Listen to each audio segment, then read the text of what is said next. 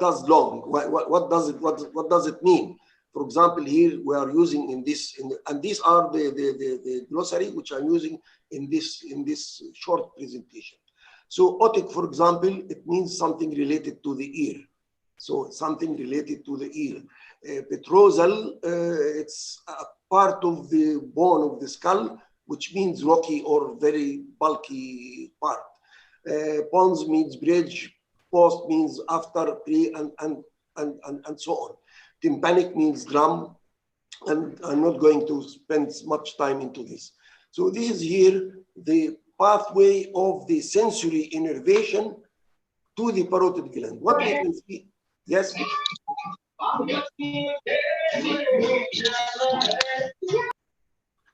Sorry. Yes, can you please mute your...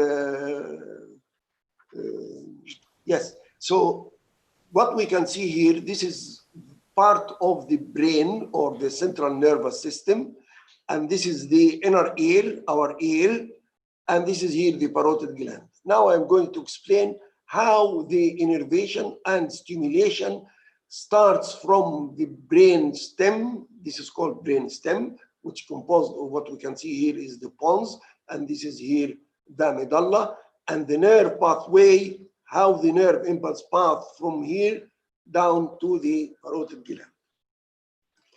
In this component, we have a nucleus known as inferior salivary nucleus. Inferior salivary nucleus. This inferior salivary nucleus is located into the medulla oblongata. This is called medulla oblongata. And this is the pons. Pons means bridge. Pons in English means bridge.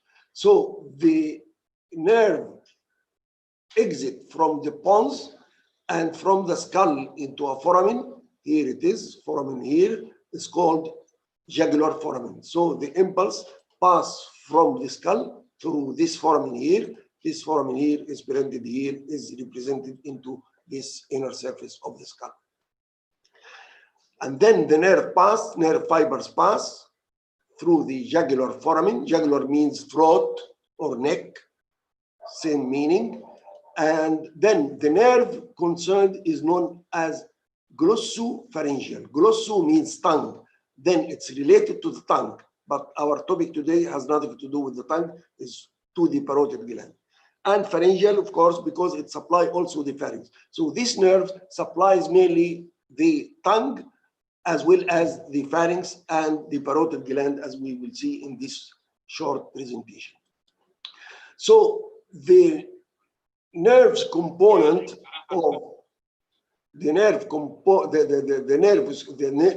concerned or component of this pathway, motor pathway to the parotid gland, are from two sets of nerves. First one is the glossopharyngeal nerve. So the impulses starts from the glossopharyngeal nerve. And another set, the glossopharyngeal nerve, will handle the information or the stimuli to another nerve here, coming from a nerve called trigeminal nerve. Trigeminal because it has 3 branches. 1, 2, 3. So these are 3 branches. Handle its information from the glossopharyngeal nerve,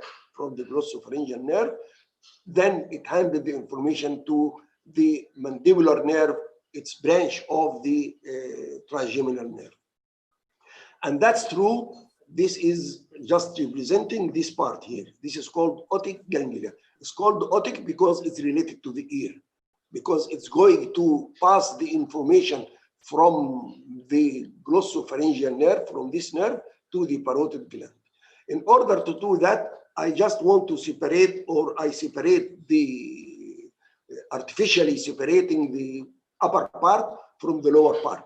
So the lower part, the stimulation starts from the lower part, and then the stimulation go through the tympanic membrane, branch of the glossopharyngeal membrane. This is branch of the glossopharyngeal membrane. That branch goes inside the inner ear, as we can see here. This is representing the inner ear, and this is here the eardrum. And these are the 3 small bones that transmits the sound that comes from outside through the eardrum. It vibrates, and then the sounds come and it stimulates the nerve for hearing.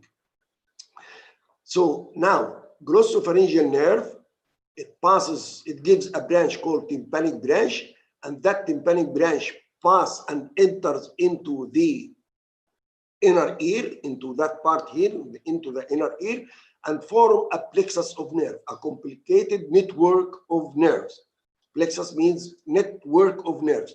Then the nerve enters inside the inner ear and then exit from what's called hiatus of lesser petrosal nerve.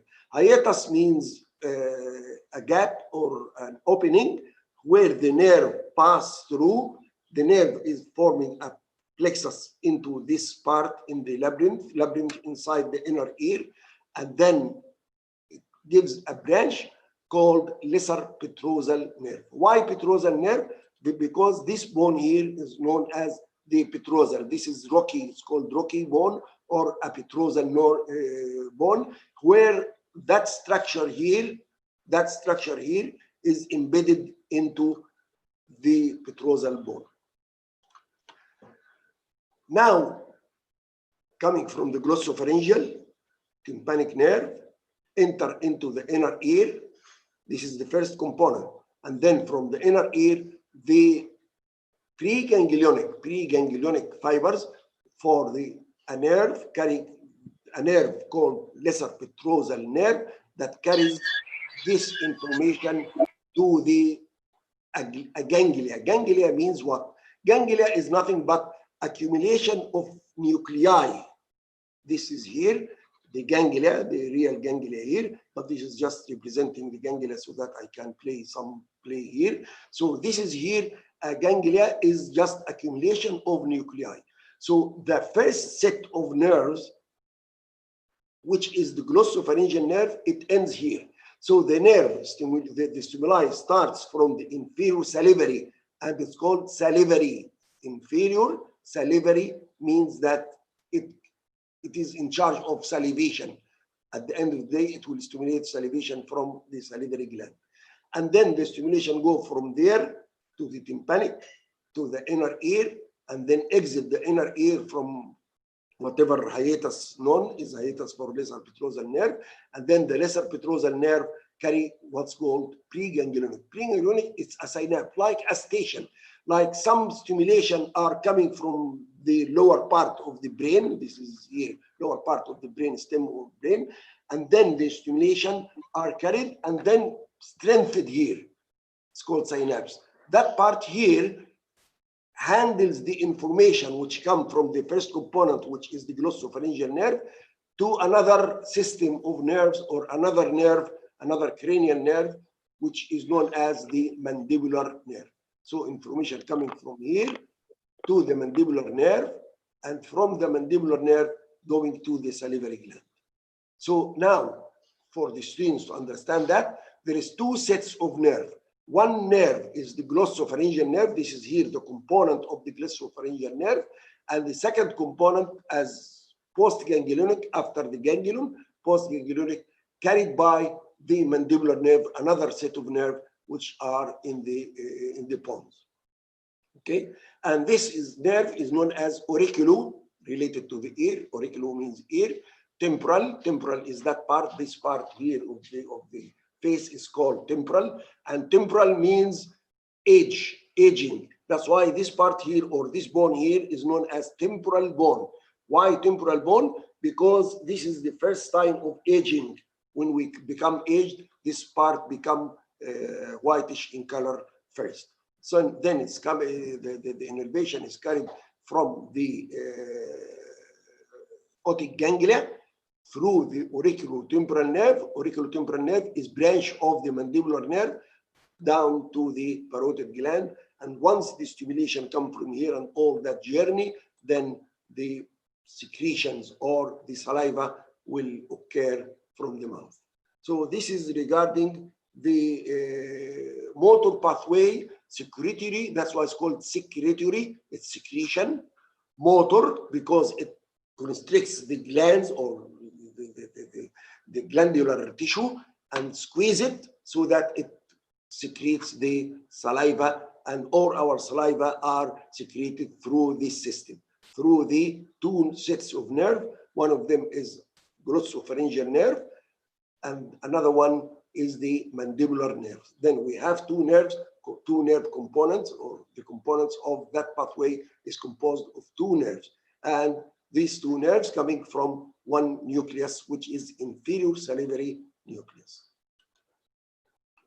And this is just to show what's that. It's very characteristic here. This is a little bit academically. This nerve, which is known as auriculotemporal nerve, once it leaves the ganglia, this is the ganglia here, it divides into two branches and then embrace or surrounds the middle meningeal artery, So that's how actually we are conducting the teaching system, trying to use the updated facilities in the PowerPoint. Thank you so much. And it's now passing to the Mr. Puda. Yes, Prof. Anything you want to share more? Your experience?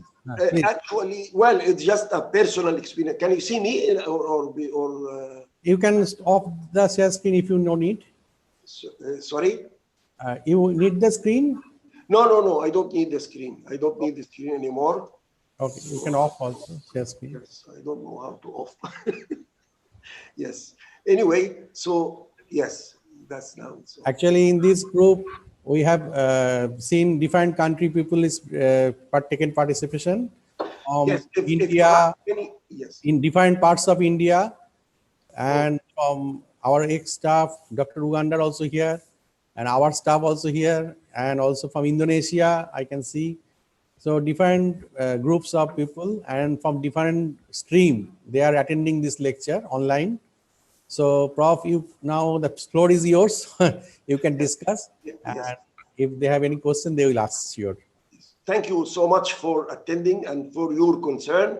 I hope that this type of presenting the classes to the students would be informative for whoever from the medical background, and for the non-medical background also. I think it gives some information how the body is working and how the electrical stimulation coming from one part to another part, as if it is mimic the industry. Actually, it's amazing in the body. It's something that mimic the industry, that in order to have the power to reach our house, it has to reach another center in the line, and that center gives more power, gives more pushing to the electricity, and that's something like that is happening in our body. So I am now open for anyone who wants to discuss, ask how this, can I do that? It's very easy to be done. If you are interested, we can arrange another Zoom showing you all how to do it. It looks, amazing, but it is very easy to use these facilities in your presentation. Even in chemistry, you can use that in biochemistry, in physiology. So you just bring one words or whatever the equation, and then transfer it, let it move from one place to another place to join the bond, double bond, one bond, and all that could be done very, very easily using some facilities, very fine facilities in the PowerPoint. It's already there. It's not, I didn't invent it. I didn't do anything. I just go around, and as far as I'm interested in this sort of animation, then I do animate all that for the students.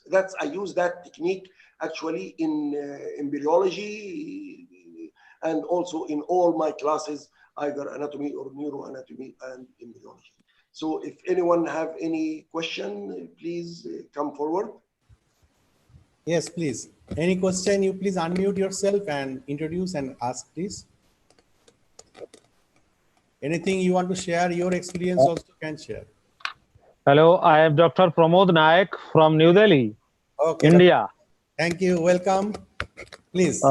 My one question is that what type of software we can use to make this kind of presentation? Please, can you guide us? Well, it's very easy. You can see here the PowerPoint. I think every one of you have the PowerPoint. So this is just a Yes. PowerPoint, ordinary PowerPoint. For example, Okay. this picture here is one picture. Okay. I scan from one book and then I divide it into two parts. So this is one part here. Prof, Yes. you have to share screen. Oh, sorry. Sorry, I have to share this screen. Dr. Pramod, where are you working? I am working in New Delhi in a management institution where I teach business administration subjects. Okay, okay. Yes, I think Well, now the screen is shared. You can see this part here, which was divided into two parts. It's one part, actually. I take two scanning pictures, one for the, and then I do, what I do here is that I use the format. You can just use this format here, double click the format. And then from the format, you use crop. Then you cut the picture into, I'm just doing an exaggeration, cut the picture into another one, into this part. Okay. And this picture, same picture, but you cut it into another part. Then create from two pictures or copy paste of the same illustration or the same picture into two parts. Then you play into it. Okay. And then how you do the movements actually here, for example, if this one here, then I go for the animation. Animation. Yes, go for animation. Then you will find 3 sets or 4 sets of animation here. This is the animation of the green one, which everyone is using. And this is to emphasize it. And this is how it exits. I mean, the animation, if you are interested, I can show. And this is what I'm using in moving the thing. Again, I'll show you again. So you go to format.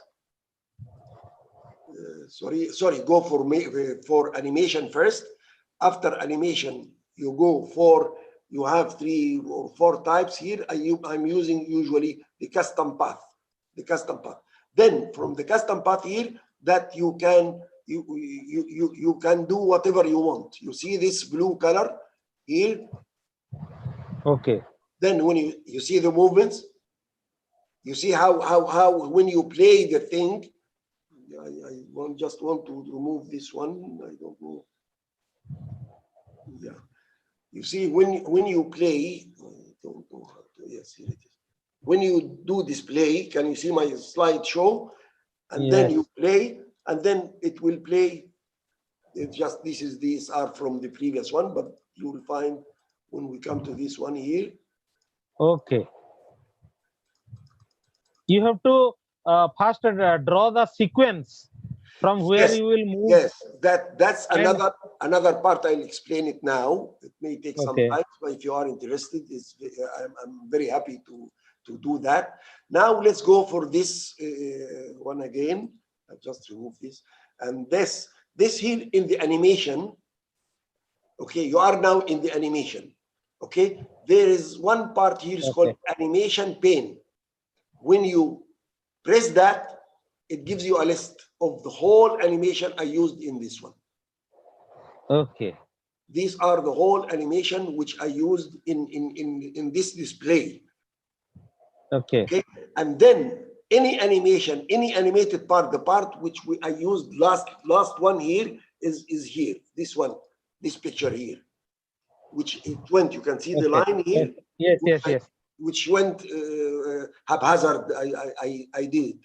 And then when you, now this one here, when you do display, it will come the last one because it's on the bottom of the list. You got my point? Okay. It's on the bottom. Yes. Then you can move it here. You see, you can move it and put it anywhere, and each part is written in. So I put it in the top.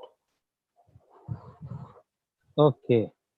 Here it is in the top now, and you still can move it down or up from this arrow. So either use it manually, push it, and then now if I click here, then it will be the first one to play.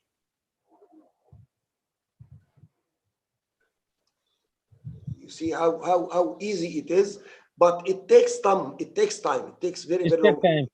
The first thing is you have to prepare the steps from where you will start and where you will finish, and in between, the way, the flow, you have to very much cautious about that.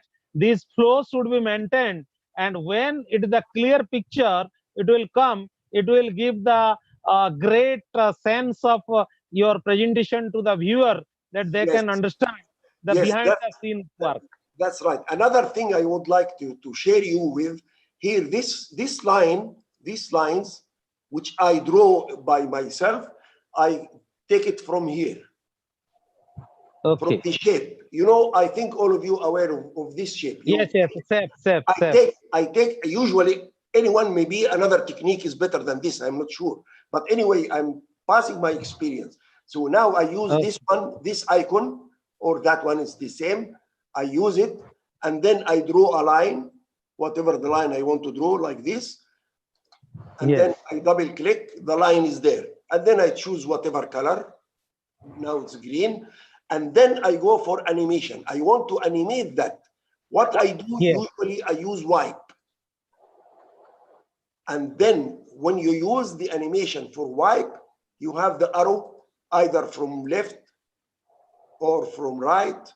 I think my students or a medical background can understand that, because this is very crucial. Either you use this or the other one. So whatever direction is important, because it means that this nerve is motor nerve or sensory nerve. And then using this, you can go for here, and then you choose the time, how long it should take. How long you want your animation to take. And this is the direction.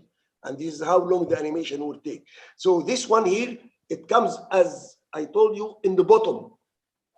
Then you have to put it in the proper sequence you want, which you want. Let's again show it in the front so that we can see the demonstration here. Now, when I play, you see the arrow, and then if I make it slow, same as far as highlighted here, then you go for here, make it, for example, 2 seconds or what?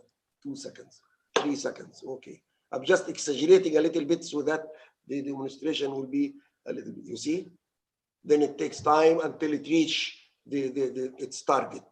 So this is what I'm using here. And another thing which I'm using is hyperlink. I wonder if you are aware or not, but this is called hyperlink. I mean, now if I look at my slides, it's just 2 or 3 slides. Now, when I was using my slide, I come to this part here, and I told you that this is part of the ear which is embedded into this bone.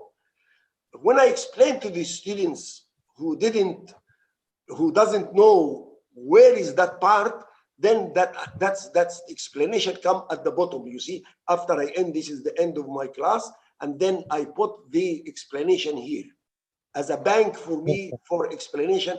This is known as hyperlink. Hyperlink. Yes, hyperlink. Yes, I understand.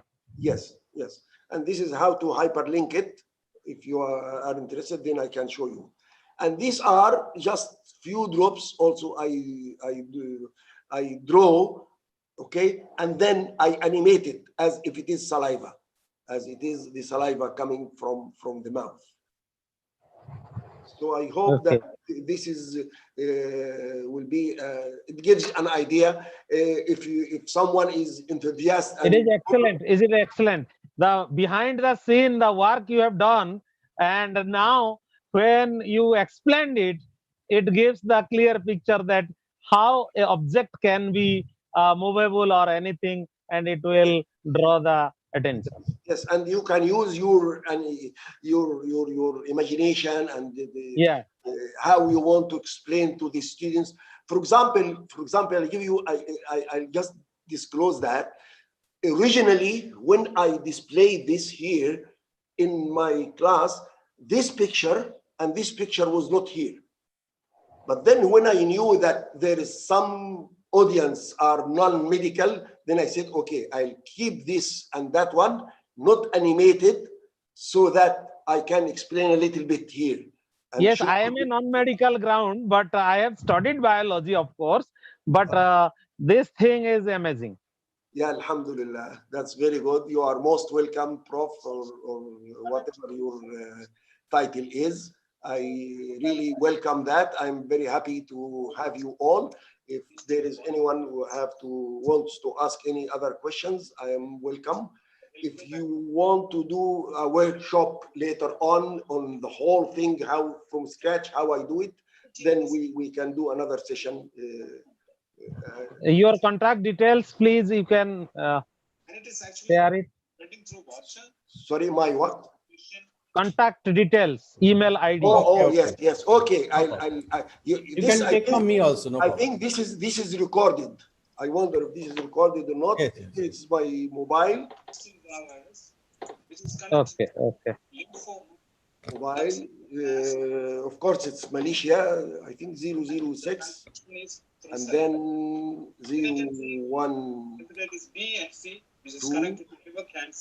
which is about 80%. 9621976 012962119, and this is also WhatsApp. My WhatsApp is the same thing, and mobile. The email. My name is you can see here my name, Emad Nafie. Okay, so email is the same, Emad Nafie, the same spelling, and then at gmail.com.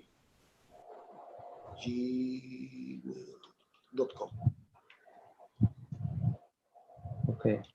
Also Lincoln University. So this is here. Then you can. I think all this the session is recorded. I'm not sure. Is it recorded, Doctor? Yes. It is live telecasted in the YouTube also now. Yes. So you can just communicate with me through these two things. Okay. I think that's all from me. Actually, I wanted to share with you my experience. I joined Lincoln University on January this year. So it's very recently I joined. And really, being a professor for a long time, and then how can I go from my previous setup in the class in the university, usually in UIA and in Egypt and everywhere I've been teaching, I have my private room with private telephone line so that I have my privacy. When I came to Lincoln University, there is nothing like this. How can I accommodate that? How can I accept that? I was really shocked in the first place. And then in reality, when I practiced sharing my colleagues and my staff, either senior to me or less than me, then I really appreciate it too much. And I don't recommend closed room with privacy.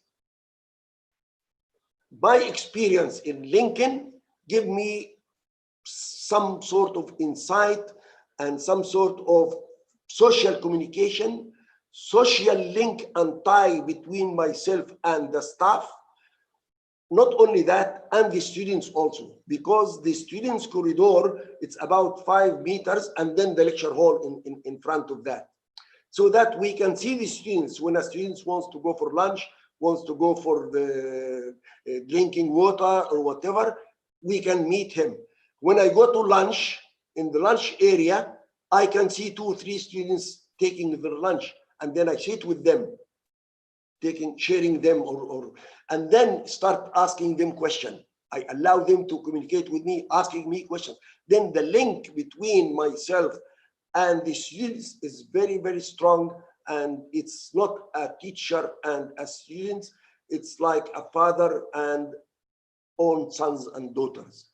Also, my colleagues, during this cubicle, which we sit in partitions, 4 in each cubicle, in this cubicle, your colleague is around you. You are not isolated in a room. If you want to communicate with something, hello, by the phone, or someone wants to communicate with you, or if face to face, then one person will come to you, but here you are in an open area. Yes, there is no privacy, but you are in an open area. Communication with all your colleagues is very easy. It's just, a few steps out. And then the tie between ourselves became very, very strong. They are not a colleagues, actually. The relationship between myself and other staff of Lincoln, it's more than just colleagues. And it appeared really during the COVID. During the COVID, one of our staff and another one from our students got dengue. Imagine what happens. Even the deputy dean went to their houses, visited them. The deputy dean has sent them a flower, not by her name, by all of us, under all our names. During that, and this is not for the staff only, also for that students who was stranded in the campus, in the hostel due to the COVID. He couldn't go anywhere. Then he stayed the whole time in his room in the campus, in the hostel. And then when he got dengue, without mention, I'm not going to mention any names, and when he got dengue, what happened? I cannot imagine the relationship.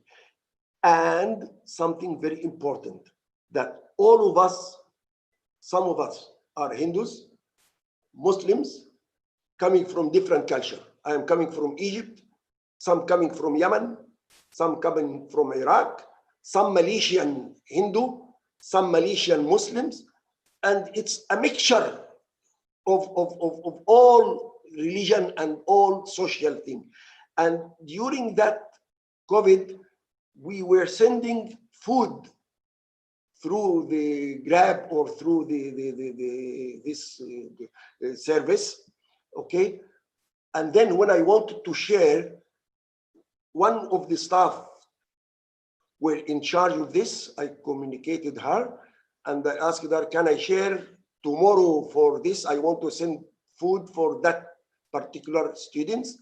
And then she said, sorry, today and tomorrow it's full. He has already. Then I said, okay, book for me next week. Then she booked us a list for book. How beautiful the tie between ourselves. And he's not a Muslim, he is a Christian, or a Hindu, or whatever the religion is. Then all these barriers, which most of the people put it, it's broken into this university. There is no barriers at all between us. We are all human beings, treated as human beings, treating our students, some of them Hindu, some of them Muslims, some of them Christians. It doesn't matter. We don't look at that at all. And we are working in a harmony and love and tie, which I never seen anywhere before that. So thank you for, I'm just. This is called in Sanskrit, Vasudhaiva Kutumbakam. Vasudhaiva Kutumbakam. All world is one family. The Yes. humanity is only thing which this COVID has taught everybody, that we all human are human and we have to behave like that. Yes, thank you, Mr. Nayak or Pramod. Sorry. Pramod Nayak, Dr. Pramod Nayak. Yes. Actually, my difficulties when I came to this university is pronouncing and identifying the names of particular students and some. No worry. We understand it. There is no problem. Thank you very much. Thank you so much. Thank you so much. I'm welcome. The organizer of the webinar, I am really thankful that from sitting in New Delhi and I am talking to you and learning many things, and it is very, very impressive, and I sincerely thank you from bottom of my heart. Thank you for for your sharing and concern. And if you still want to share any, I will definitely be with you, and I will send you a test mail, and we will definitely engage with you, and Lincoln University College also, so that we can. Thank you so much. My experience actually with Lincoln is very new experience for me. After all this journey, I'm teaching more than 45 years since 19. You basically teach medical science? Yes. I'm graduate of Faculty of Medicine, 1974. Okay. December 1974, and then I worked in several universities in Egypt, and then I obtained my PhD from. That means at this age you are teaching the generation that this is how technology can transform of anybody's life, and Yes, that is actually, it's an experience that I need. I don't believe that science and experience is personalized. It should be generalized. It is a general thing for everyone to learn. If that's being done, then the whole world will be fruitful and beautiful world. Yes, of course. Thank you for much. Thank you very much for your concern and okay. Any other question? Anybody want to talk anything? Can unmute themselves.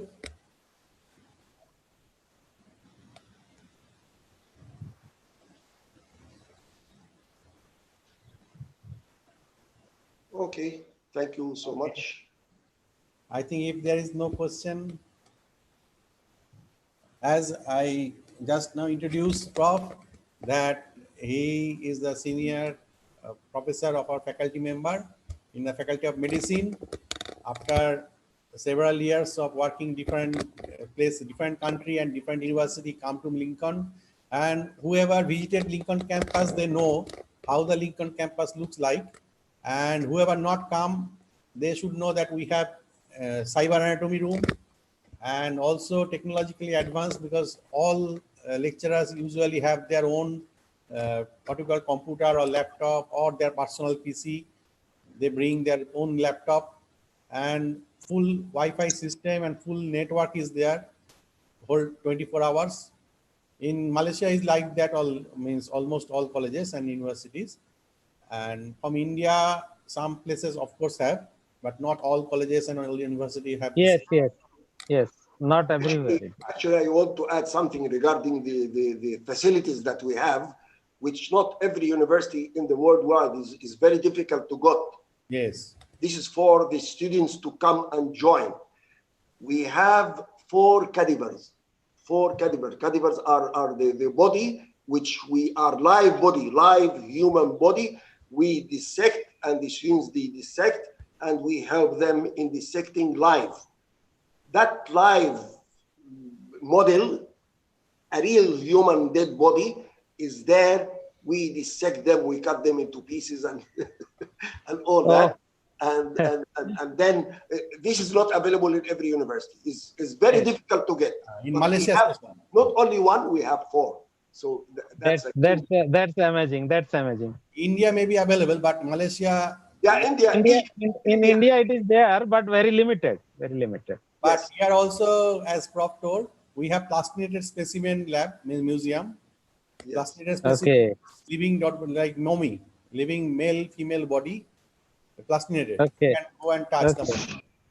So that for non-medical background, plastinated means it's again real human body, but it's treated. I want to just ask one question. When you dissect a body, then afterward, when the second batch come to do that, are you again stitch it and keep it, or how you because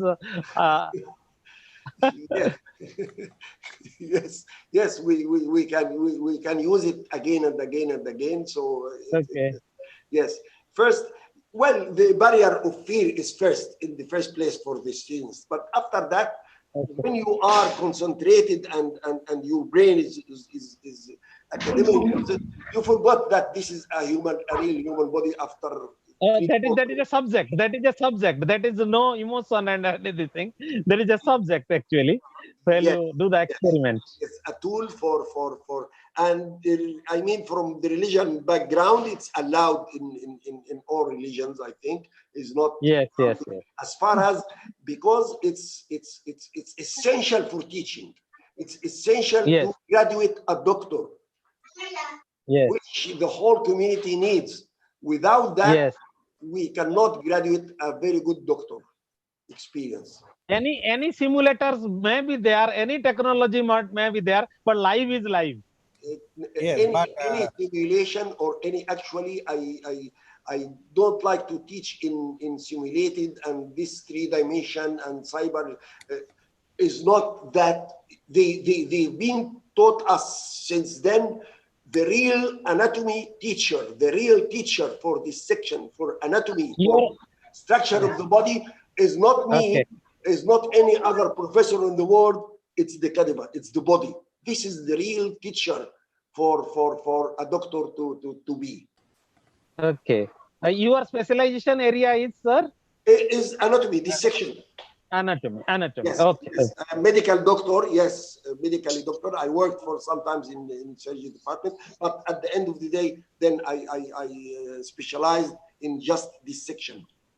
Just in your presentation, the way you are teaching, I was just thinking that you are inside the human body and guiding us through the nerves, vein, bone, and this is the way how proficiently you have taught it. Here it is. This is a real skull born in my house. Yeah. Where we can, when we explain to the scenes, we explain to this, and this is the real bone, Yes. skull. Yes. So we have, anyway. So that's, thank you very Learn much. many things from you. Yes, that's life, and I learn from all of you. Inshallah, no problem at all. Okay. thank you. And Thank we are you. learning every day. As COVID also, we are learning different things. In future also, you can share your any this kind of program. I will definitely join and learn many things. Okay. And don't Share worry. your number also in the chat group, then I can take. Okay. Yes, thank you. Thank you, Prof. Emad. And also, I again have to mention to Dr. Pramod that in Malaysia, actually not so, means not, you cannot get cadaver so easily like other countries. Yes. There's some Okay. restrictions. And for that, we have our cyber anatomy lab also. Even we know that it is not the complete one, but only two, I think around 2 university only have in Malaysia the cyber anatomy lab. So the student can dissect and can see the muscle name, can see the vein name. Okay. Practically, they can, I mean, by reading book and by doing that, that is two different way. And Yes. after that, you have to, like Prof told, we have to do on cadaver, on human body, so that your body structure is not same with another person. Our fingerprint is different. So here one vein means, does not mean that another person also have same thickness of the vein here. So that is the difference. So that is for that reason we need the clinical experience. And I know that in this group many persons are from clinical background.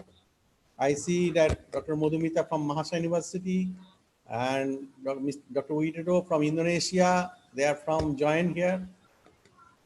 And I am non-medical background person. Of course, there are several non-medical persons also here. But in front of doctor, there should be some patient actually, because patient. Everybody is healthy, right? Yes. Sorry, come again, please. I said in today's discussion, everybody is healthy, Prof. Yes. And everybody is healthy in coming days, because the doctors are the warriors. They are fighting from their heart to this pandemic situation. Yes.